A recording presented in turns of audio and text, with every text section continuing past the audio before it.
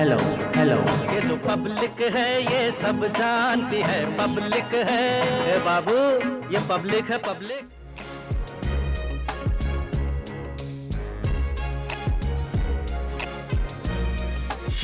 ये पब्लिक है सब जानती है कि कार्यक्रम में हम पहुंचे हैं लखनऊ कैंट की, जिसे एक हॉट सीट भी माना जाता है, उस विधानसभा क्षेत्र में लोगों के हम बीच में हैं और ये जानने की कोशिश कर रहे हैं कि आखिर 2022 विधानसभा चुनाव में इस बार आम जनता के क्या मुद्दे हैं।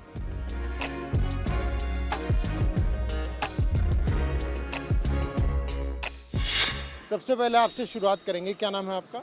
मेरा नाम प्रमोद शर्मा है। प्रमोद जी, ये बताइए, मुख्य अगर हम कैंट की बात करें तो इस कैंट के मुख्य मुद्दे क्या हैं? एक आम जनता के क्या मुद्दे हैं इस विधानसभा में?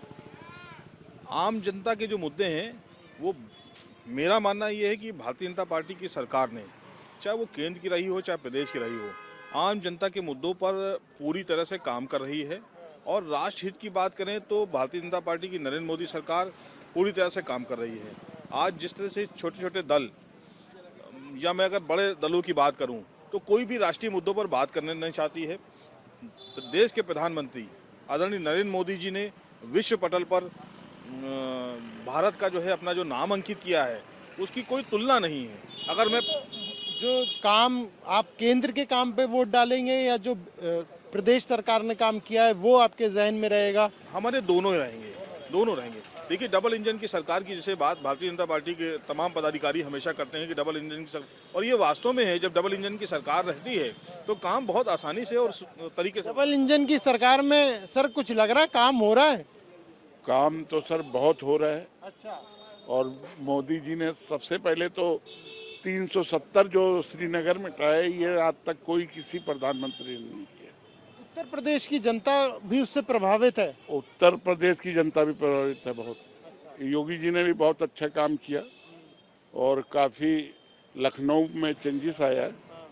और लखनऊ में आपकी विधानसभा में कुछ बदलाव आया है भाई साहब? विधानसभा में बहुत बदलाव है। हमारे कैंट क्षेत्र की जनता जितनी भी है उसको एक तो 2 बार राशन मिल रहा है और बिजली की व्यवस्था पूरे उत्तर प्रदेश में बहुत अच्छी हो गई है। बिजली महंगी भी तो हो गई है। महंगी तो पहले भी थी, सपा सरकार में भी थी, लेकिन अभी तो घोषणा कर दी है योगी जी ने कि 3 रुपये यूनिट देंगे।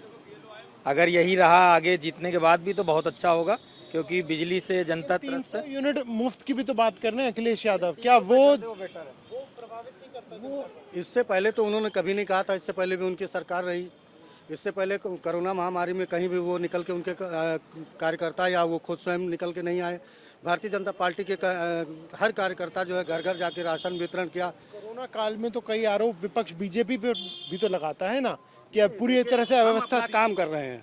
आरोप लगाना हमारा उनका अधिकार नहीं है। हम जो कह रहे हैं, हमने काम किया, हम अपने काम गिना रहे हैं। हमने जो कार्य किया है वो हम उनको अवगत कराएं। अगर जो उन्होंने काम किया तो जनता के बीच में आकर के वो भी अपने काम जो है सबको अवगत कराएं कि ये कार्य मैंने किया है। जो लेकिन हमारी भारतीय जनता पार्टी ने मोदी जी के और योगी जी के नेतृत्व में जो काम हुआ है, विकास हुआ है, एक विकास की धारा बही है। हाँ, विकास तो हुआ है, लेकिन बेरोजगारी का जो मुद्दा है वो कितना कारगर है इस विधानसभा चुनाव, मतलब कितना ज्वलंत आप उस मुद्दे को मानते हैं? नहीं, बिल्कुल ज्वलंत मुद्दा है। कोरोना की महामारी की वजह से देश में बेरोजगारी बहुत ज़्यादा आ गई है। इस पे सरकार ध्यान दे रही है और आगे भी सरकारों को ध्यान देना चाहिए कि बेरोजगारी ना बढ़ने पाए। बेरोजगारी के लिए अभी ये मुद्दा है, एक युवा होने के नाते आप मानते हैं मुद्दा? बिल्कुल ये मुद्दा है, बिल्कुल ये मुद्दा है। इसको मुद्दे को हम लोग खुद ही कहते हैं कि बेरोजगारी ना बढ़ने पाए। बेरोजगारी बहुत ज़्यादा है, बेरोजगारी पर लगाम होनी चाहिए। और क्या युवाओं के, क्योंकि जब भी बात हो रही है अखिलेश कह रहे हैं इस बार युवा शक्ति जो है वो उनके साथ है, आप किस तरह से देखते हैं इस बात को? और ख़ासतौर से आपने बेरोज़गारी की भी बात कही है, तो ये अखिलेश भी उठा रहे हैं, वो रोज़गार देने की भी बात कर रहे हैं। देखिए, ऐसा है ना, ये तो 10 मार्च को हम लोग बता पाएंगे किसके साथ युवा है किसके साथ नहीं है। ये तो किसी को अभी बताने वाला नहीं है, तो बताया जाएगा 10 मार्च को, जनता बताएगी किसके साथ युवा है किसके साथ नहीं है। उससे पहले तो कुछ नहीं। और बेरोजगारी पर सरकार को, सभी सरकारों को ध्यान देना चाहिए, ये हमारा सरकार से अनुरोध है। बेरोजगारी और महंगाई, क्या ये 2 मुद्दे हैं जिन पे ध्यान देने की आवश्यकता है? बिल्कुल है और होना भी चाहिए। इस पे आवश्यकता ये है कि सरकारें अगर गरीबी की बात करती है तो मैं एक पर्टिकुलर सरकार की बात नहीं कर रहा हूँ, मैं सबकी बात कर रहा हूँ कि अगर वो गरीबी की बात करती है तो उसको रोजगार की बात पहले करना चाहिए। रोजगार एक समाज के लिए बहुत मजबूत स्तंभ है और रोजगार के बगैर बच्चों को पढ़ाना, अपना घर का परिवार को चलाना बहुत ही असंभव काम है। देखिए, धर्म के बगैर तो सब कुछ असंभव है।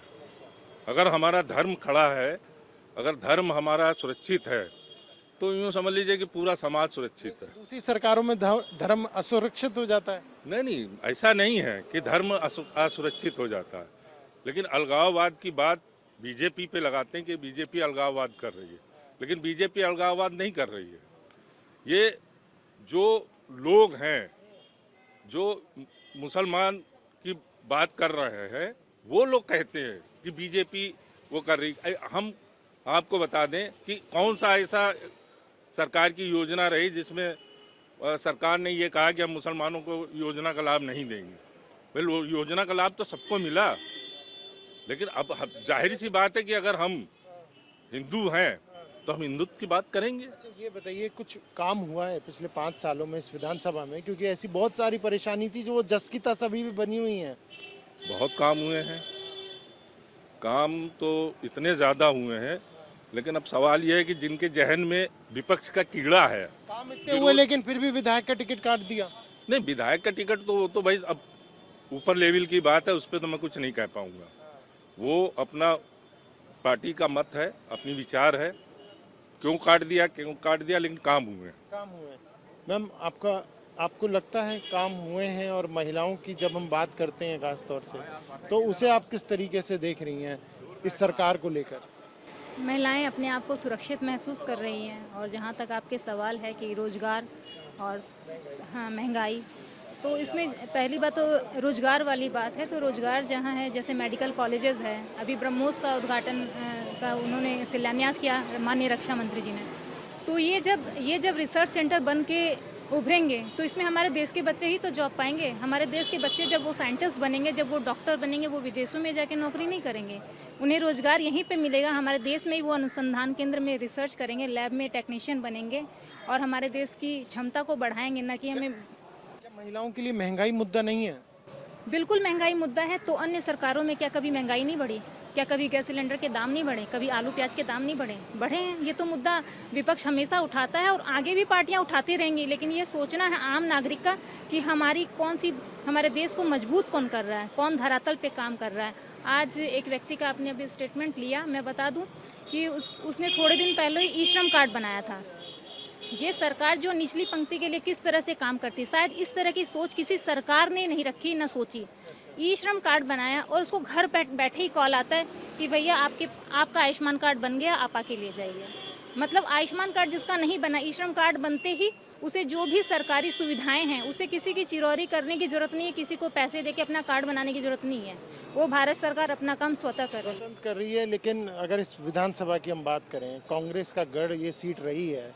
बहुगुणा जी, रीता बहुगुणा इस सीट से 12 में जीती थी कांग्रेस के टिकट पे ही। अब 2 बार से बीजेपी जीत रही है, उपचुनाव में जीती, 17 में जीती। आपको लग रहा है कांग्रेस उतनी कमज़ोर हो गई और बीजेपी मजबूत है इस सीट पे? कांग्रेस तो इतनी धोखेबाज पार्टी है, ये कभी रही मजबूत, धोखा देके लोगों को मजबूत रही। खास तौर से मैं दलित समाज चाहता हूँ, दलितों को इसने पूरे देश में धोखा दिया।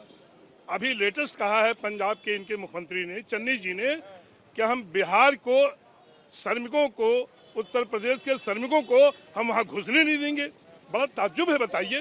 उनका वर्जन भी आ गया है कि गलत तरीके से उस बात को उनकी ली। कौन सी बात है, पहले समझा देंगे, बाद में वर्जन आ गया उनका।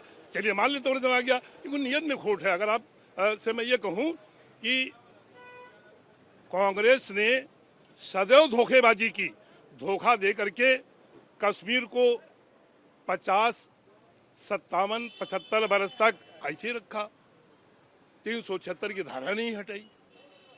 उत्तर प्रदेश भारत में सारे दलितों के उत्थान की बात करती रही। जितना दलितों के उत्थान के लिए पैसा आता था वो कॉमनवेल्थ में खर्चा कर देती थी, एक पैसा नहीं लगाया। आज जब परिवर्तन हुआ है कांग्रेस के शासन काल में, मैं जिस समाज से आता हूँ, वाल्मीकि समाज से, 50,000 से अधिक मौतें उनके कार्यकाल में हुई सीवर मैनहोल में हमें सुरक्षा उपकरण तक वो नहीं दे पाए। तो अब आपको क्या लग रहा है मुकाबला किससे है इस बार? मुकाबला भारतीय जनता पार्टी के आगे कोई नहीं है। मुकाबला हम किसी से नहीं मानते हैं। किससे मुकाबला? उनसे मुकाबला कहें हम जिन लोगों ने हमारे घरों को तोड़ दिया, और उनसे मुकाबला करेंगे कि जो बड़े बड़े माफिया के घरों पर बुलडोजर चले। हमारे घरों पर गरीबों पर बुलडोजर नहीं चला है, उन पे चला है बुलडोजर। तो वो कौन मुकाबला करे? क्या कहेंगे हमसे? किसानों की बात करते हैं, वो किसान की वो जो बात कहते हैं, जितना कार्य इस शासन काल में किसान भाइयों के लिए हुआ वो किसी काल में नहीं किसान हुआ। के लिए काम हुआ। और गांव में जाएं तो किसान तो काफी परेशान नजर आते हैं। वो कहते हैं सरकार में कुछ नहीं हुआ, इतना उनकी फसल नष्ट हो रही है।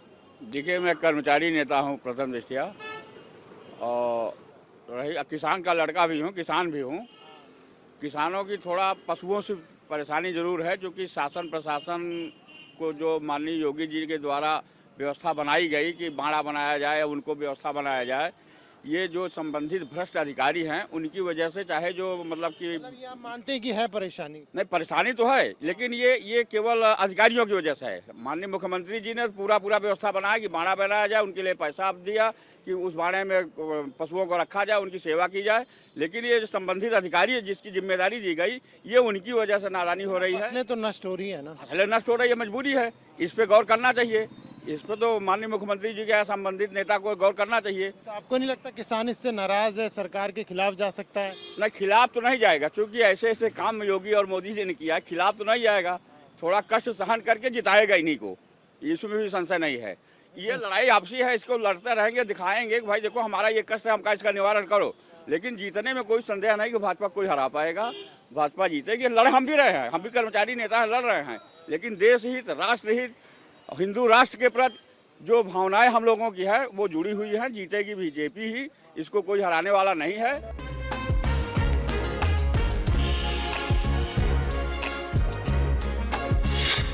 युवा साथ है इस बार बीजेपी के? युवा बिल्कुल साथ है बीजेपी के।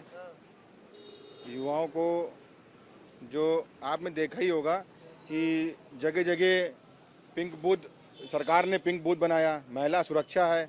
अगर रोड पर रात में अगर 12 बजे कोई सुरक्षा पहले नहीं थी, सुरक्षा उस हिसाब से नहीं थी। गुंडे माफिया की सरकार थी उस समय। जिस गाड़ी में झंडा, सपा का झंडा, उसमें बैठा गुंडा, वही वाली कहावत है। थी ऐसी तस्वीर जैसी ये कह रहे हैं? कुछ ऐसी तस्वीर थी? नहीं, पहले तो ऐसी तस्वीर थी, तभी तो गवर्नमेंट चेंज हुई है। अब उसके बाद काफ़ी चीज़ें तो चेंजेस हुई हैं यहाँ पे। आपको दिखाई दे रहा है कैंट? बिल्कुल चेंजेस दिखाई दे रहे हैं। टाइम बीइंग के लिए आदमी सोच रहा रोजगार नहीं, वो नहीं है, तो कोरोना भी था। जो समझदार आदमी वो तो समझ, कोरोना में सरकार ने काम किया, बिल्कुल किया है। विपक्ष तो कहता है कि वो बिल्कुल काम नहीं हुआ, अव्यवस्था थी पूरी तरह से। विपक्ष तो कहीं दिखाई नहीं दे रहा था, हमको तो योगी जी दिखाई दे रहे थे हर हॉस्पिटल में जाते हुए, और तो कोई मुझे दिखाई नहीं दिया। महंगाई मुद्दा नहीं है?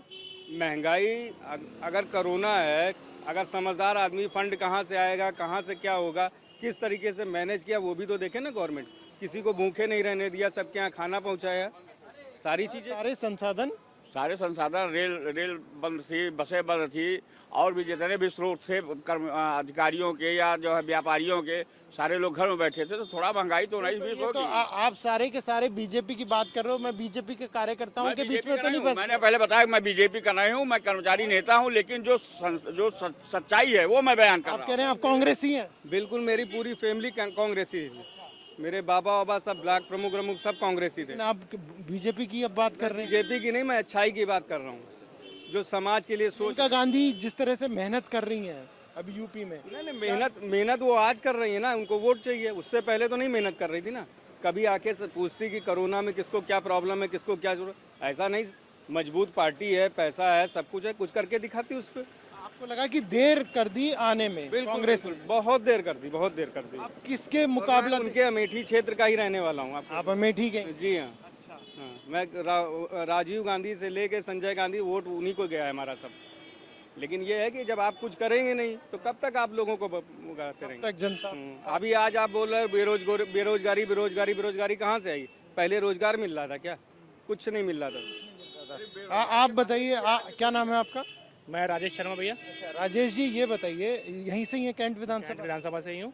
कुछ तो समस्याएं होंगी जो अभी भी बनी हुई हैं, जो आपको उम्मीद होगी कि कोई और अब जो भी 22 में जीत के आएगा वो कम से कम उन चीज़ों पर काम करेगा, या यहाँ पे सब एकदम चकाचक एकदम बढ़िया है?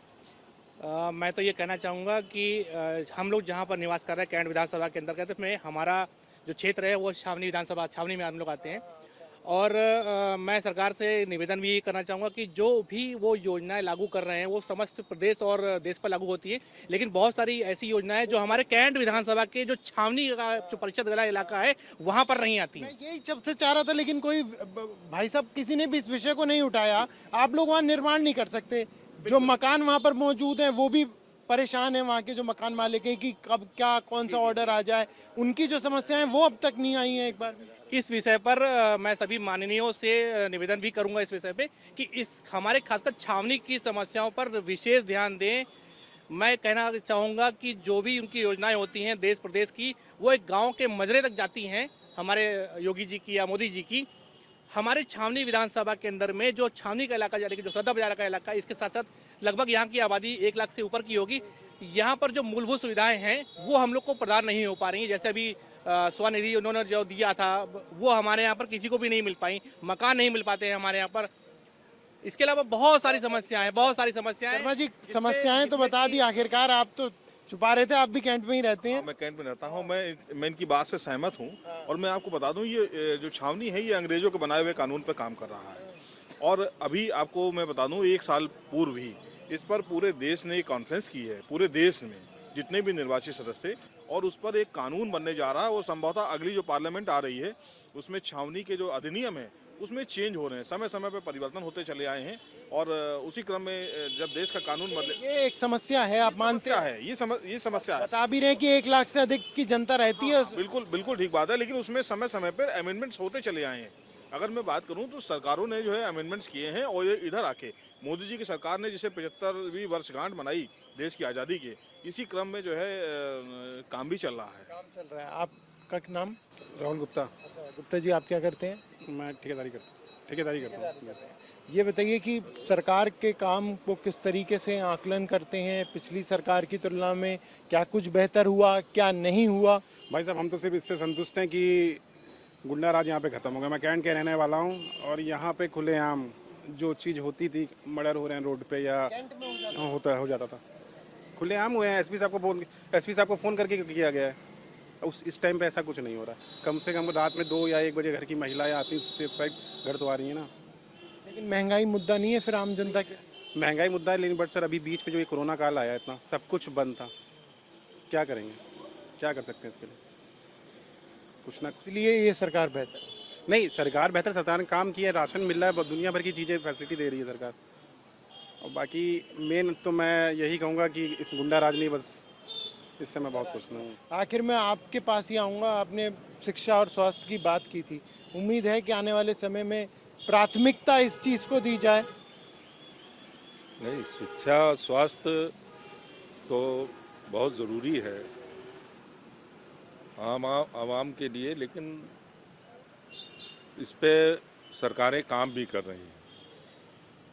ऐसा नहीं है कि दिल्ली में केवल बैठे केजरीवाल ही काम कर रहे हैं, यहाँ पर भी उस पर काम हुआ है और हो रहा है धीरे धीरे, क्योंकि दिल्ली एक छोटा प्रदेश है और यूपी एक बहुत बड़ा प्रदेश है, तो सिस्टम को धीरे धीरे सुधारा जा रहा है। और बहुत ही अच्छा होगा अगर योगी जी फिर से मुख्यमंत्री बनते हैं तो बहुत ही अच्छा सिस्टम होगा। चलिए, तो ये थी लोगों की राय। भाई साहब, आप रह गए, क्या लग रहा है आपको कि 22 में किसकी सरकार आप देख रहे हैं? सरकार तो इन्हीं की बनेगी, और ये सीट तो इनकी बहुत मजबूत है, कोई हिला ही नहीं सकता। कैंट वाली? हाँ, ये तो सवाल ही नहीं उठता कोई। रीता बहुगुणा जोशी तो कांग्रेस से जीती थी 12 में। यहाँ तो कोई भी एक बकरी खड़ी करते वो भी जीत जाएगी इस सीट से। ऐसा क्या है इस सीट में? ऐसा है। क्या है ऐसा? जनता इतनी खुश है बीजेपी से? अभी हम लोग ने सब मुसलमानों मिलके अभी वहाँ पर किया है। भाई आए मुस्लिम समाज से हैं? हाँ। क्या नाम है आपका? मोहम्मद फैयाज। फैयाज भाई जी। आप बीजेपी के सपोर्टर हैं? हम कोई बस थोड़ी सी ये तेल जो महंगा कर दी उसमें थोड़ी सी तकलीफ हुई, रिक्शा चलाते हैं। 20 रुपए कम हो गया, 85 से 190 हो गया। बहरहाल बाकी जो है सही है मामला। आपको भी सही लगता है मामला? जी हमको ये लगता है, पहले 70 रुपये में तेल था, अब इस टाइम 180 150 रुपये में तेल पहुंच गया है। तो पैसा किससे निकल रहा है? गरीब आदमी के, पब्लिक से निकल रहा है। ये पब्लिक जानती नहीं ना, हम ही लोग का पैसा निकल रहा। हम गाड़ी में तेल डला के 100 रुपये डालते हैं और अमीनाबाद जाए, अमीनाबाद से आगे ख़त्म हो जाएगा। पैसा कहाँ से निकल रहा है? मेरी जेब से जा रहा है। हम 200 कमा के आ रहे हैं, पैसा मेरी जेब से जा रहा है। महंगाई एक बड़ी समस्या। हाँ महंगाई बहुत है, महंगाई बहुत है।